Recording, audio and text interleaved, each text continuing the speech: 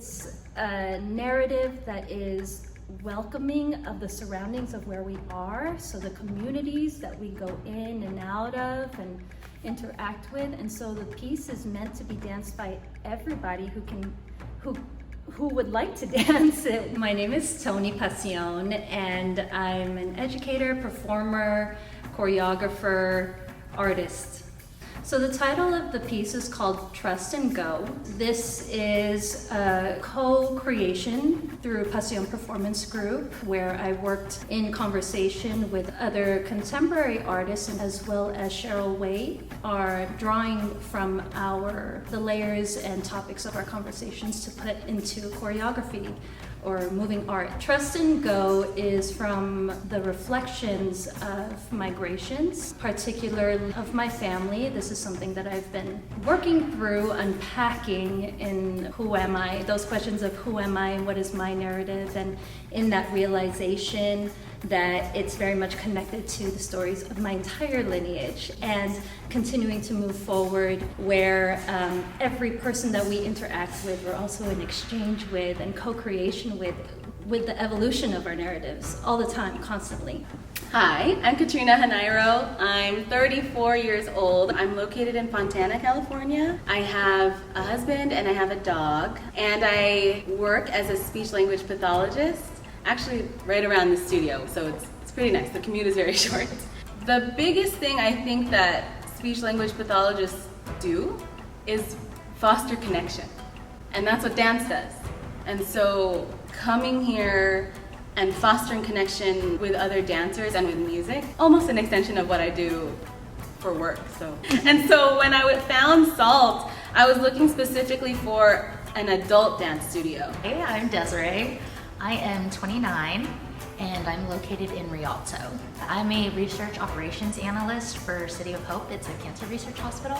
I've kind of been dancing on and off for pretty much my whole life. When I was young, I would do some hula classes, some jazz classes through those little community rec centers. It was Tanya.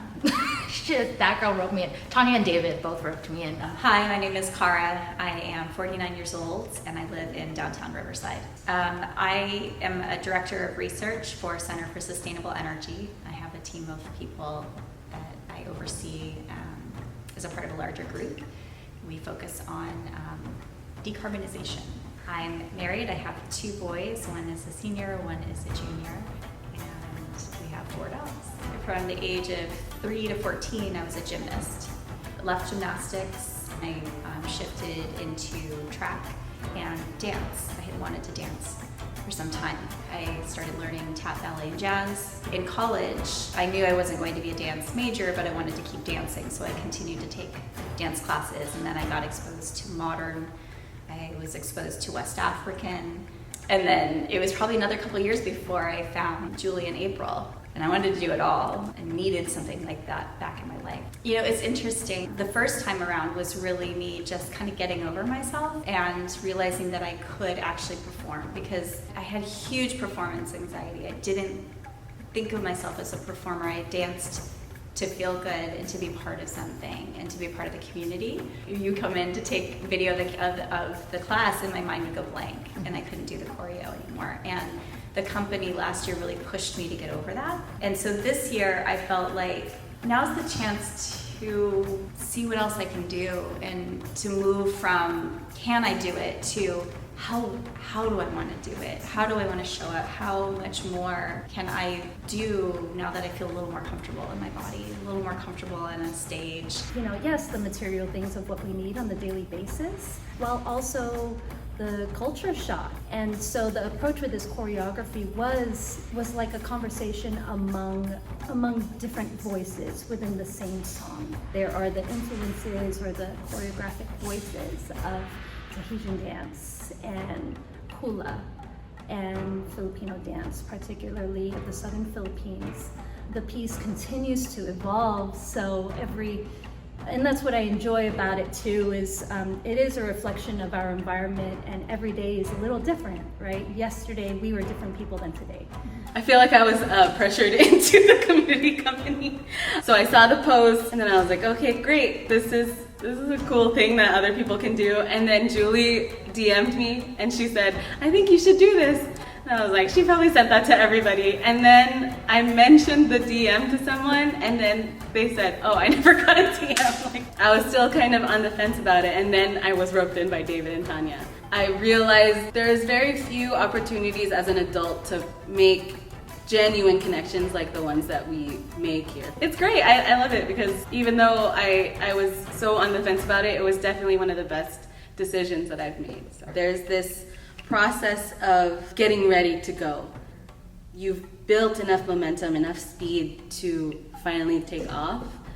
In my own life, I think a lot of things are coming together for me now in terms of like work and my personal life, and especially in dance, where I feel like I'm letting myself go a little bit more and trusting that I kind of know what I'm doing. And so Take Flight, a lot of it is trust in yourself. You know, you can only be on the runway for so long. You know, you can only be sitting in the nest for so long before you finally have to let yourself go. I think just going back to like embodying who you are, like what you enjoy, and not being afraid of it, not being worried about being judged by like what other people are gonna say. It's funny because like I honestly, I take it seriously. Like it's fun for me. It's like a hobby, and I think not being afraid of what I enjoy, like not being afraid to just go and do it, just have fun, just getting back to who I am as a person, getting back to the things that I enjoy in life.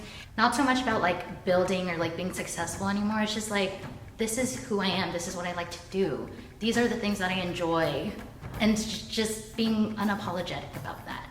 Just in reflections of the theme was bravery, being courageous. You know, I think that you would have to be very brave and courageous to travel by yourself, just get up and move and see what your new home is going to be like, you know, or how you will create that for yourself.